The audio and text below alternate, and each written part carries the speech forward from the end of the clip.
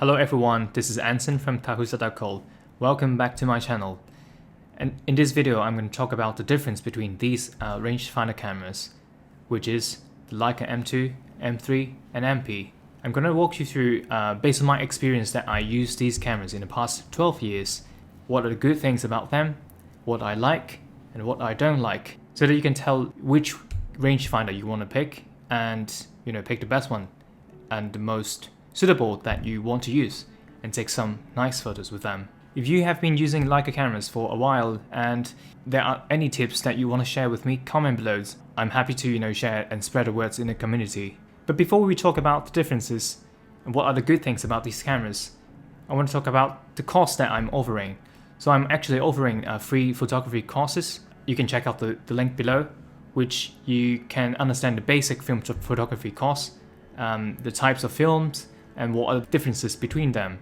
I'm also offering a lens inspection course that runs you through step-by-step guide how to use flashlights to tell whether the lens have problems, especially when you are looking for second-hand lenses or trying to upgrade your lenses to something else. And these contents and materials can help you identify what are the problems, whether it can be fixed or something that you should avoid, and eventually help you to save money. In my website, I also share different content about lens reviews, analog film review, so different film types that if you haven't explored, feel free to check it out. There are some contents that might be useful for you. Also, let me know if you have any topics would like me to cover in my next blog post or in this channel. I would love to help everyone out there. And the reason I really like rangefinder cameras is because of its simplicity. Operating these cameras is easy. There are just few buttons, shutter, controlling the shutter speed. When you have the lens attached on the cameras, you just need to turn the aperture range. And every time when I look at the viewfinders, I feel happy because it's so enjoyable to look at these bright and nice viewfinders and capture some image that you like. In general, these cameras are fully manual. They are mechanical cameras, which doesn't require any battery to operate. And compared with the modern cameras, they don't have aperture priorities, except certain models, which I'm not going to cover in this video. So out of these characteristics or features on these cameras, I find the most I would say critical factor between them are two things. The first one is the light meter. With the Leica M2, there's no inbuilt light meter, so you have to actually take an external light meter or your iPhone to determine the readings on the light situations that you are actually facing. The good thing about this is you pre-check. You can determine by tilting this external light meter and judge by its reading and the input on your camera before you actually take a shot. But the downside will be sometimes I actually forgot to, I took the reading but I forgot to change the dial, so you actually mess up your shot. So this is a downside. So always remember, after you take a reading, remember to change that dial on your camera so that both of them sync. And I find using an external light meter much better and more efficient if I'm trying to capture something on the streets that just happened in a split second, because I often pre-check what's the reading on the streets. I input on my camera, because when you walk around the street doing street photography, the lighting won't change drastically unless you enter into, let's say, a store or enter into a shopping mall. Of course, some of you might say you actually want the convenience of not having an extra thing on top of your camera, like the Leica M6 or MP, because it already has an inbuilt light meter. You can always tell by this part on the camera body, which is actually a battery cover. Inside there are two LR44 batteries Without the battery, the camera also can operate itself. So the good thing about having a light meter inside is that whenever you want to apply or use different filters on your camera, such as a yellow filter or orange filter, or even a color temperature filter, ND filters, neutral density filters, which lets you stop down the light and use faster aperture lenses at wide open. So these filters, if you are using an external meter, you have to remember what kind of stops that you are actually using and adjust shutter speed manually. But with the inbuilt light meter, because it's through the lens already, you actually can tell the readings by looking at the viewfinder itself, and it already compensates that factor with the meter on the MP or M6 already. So except the very critical part that I mentioned, the light meter about these cameras, the other one is the film insert style.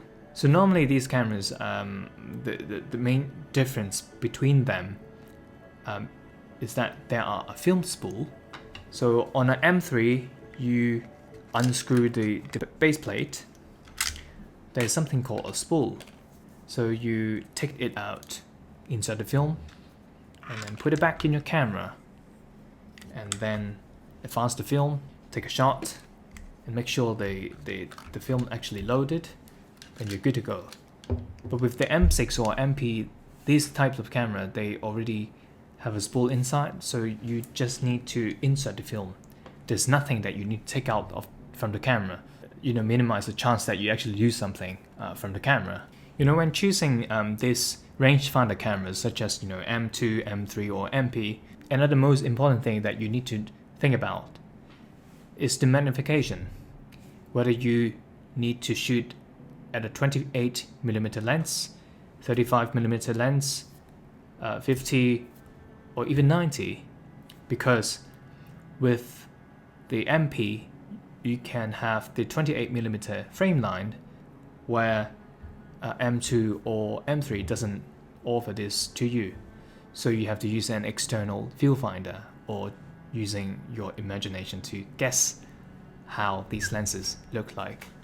Another one is, out of these rangefinder cameras, I like how M2 frame counter looks like. I would say it's kind of like stupid to manually adjust it when you finish a roll film, because each time when you finish a roll film, you have to manually adjust the frame counter, whereas MP or M3 or other M4 style cameras, so each time when you take out the film or open the base plate, it automatically adjusted the frame counter.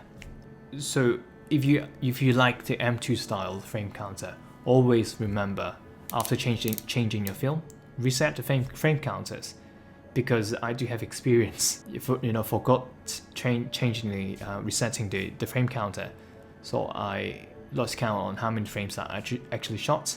If you ask me which camera I would recommend you to get, it's probably the M2, because it's cheaper than an M6, although it doesn't have a light meter inbuilt one. It gives you an overall very good process or experience to shoot outside, because you predetermine the scene in terms of lighting. You input the reading on your camera already, and then the overall process is just to observe the things that you like to shoot and focus. That's it. You don't have to worry too much about metering, because sometimes when I look at the MP, I double check the meter reading, because when you tilt up and down of the camera, you get different readings, and sometimes you get worried about whether my shot is actually correctly exposed. So all of these cameras are in general very durable, but unfortunately I do had some experience with my MP. Some said the film counter actually is made of plastic, and I had some malfunction with this counter myself and also my friend. So my friend actually got the camera brand new, and the camera actually jammed, and the film counter doesn't work.